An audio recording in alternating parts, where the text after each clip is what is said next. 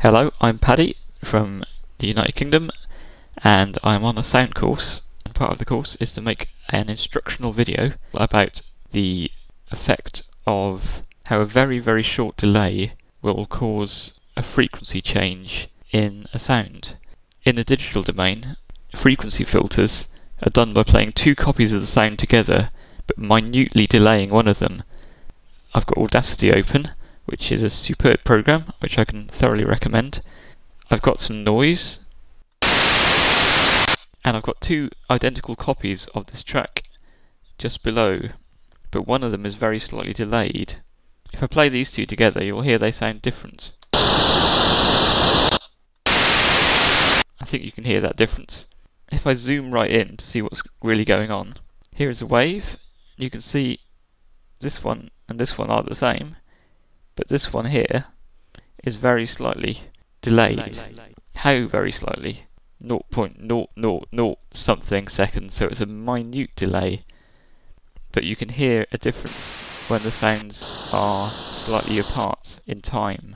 So if I have a look at the spectrum graph of this top noise, there's a whole mixture of different frequencies.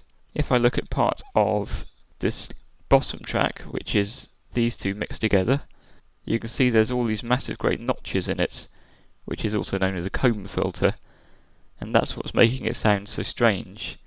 So just playing those sounds together causes that notch.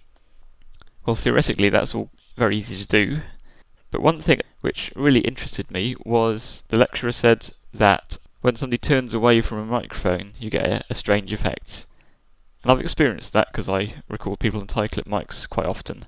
And I've always assumed it's just because their voice is going in a kind of different direction, and when things bounce back they lose some of the high frequency. If you've ever had a film camera with a slight crack in it, you'll notice there's a kind of red fog on the pictures, and red is the lowest frequencies of light.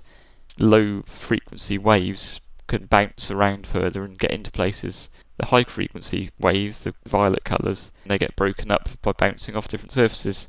So I thought it was like that with sound. Just those high frequencies of sound were getting lost. But apparently it is because the microphone is picking up sound bouncing off a hard surface, as well as the original sound, which is playing those two copies of the sound together effectively, like in my example here, delaying one and not the other, and causing that slight frequency effect. Well, I tried an experiment.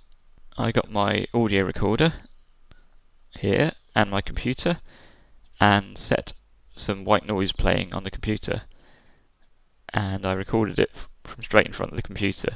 I then moved the recorder backwards a bit to see whether just distance would cause that strange sound effect that I just demonstrated, and then I moved the recorder over to a hard surface, this filing cabinet drawer, to see whether getting sound reflections of a hard surface would cause that effect.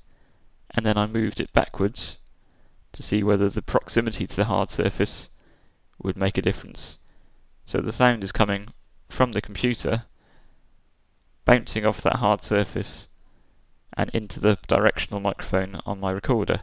This kind of looks like Doom, doesn't it, but with sound recorders. Here is my original sound.